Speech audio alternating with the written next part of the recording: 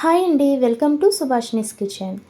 ఈరోజు meal maker chips and aloo కర్రీని సింపుల్గా ఎలా చేయాలో చూద్దాం. ఈ కరకరలాడే మిల్ మేకర్ చిప్స్ రుచికరమైన ఆలూ కర్రీ కలయిక చాలా టేస్ట్గా ఉంటుందండి.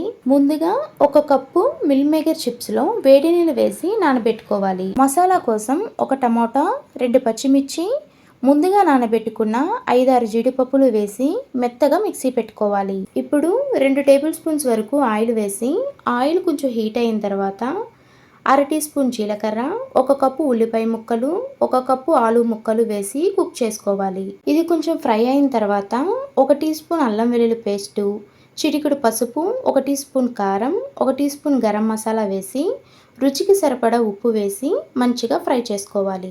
ఇది ఇలా ఫ్రై అయిన తర్వాత మిల్ మేకర్ చిప్స్ని వాటర్ లేకుండా పిండి ఇందులోనికి యాడ్ చేసుకోవాలి. అలాగే మసాలా పేస్ట్ని కూడా ఇందులో యాడ్ చేసుకొని కుక్ చేసుకోవాలి. తరువాత కొంచెం కరివేపాకు, కొత్తిమీర యాడ్ చేసుకొని గ్రేవీ కోసం వాటర్ని యాడ్ చేయాలి. అంతేనండి, ఎంతో రుచికరమైన meal maker aloo curry ready అయినట్లే.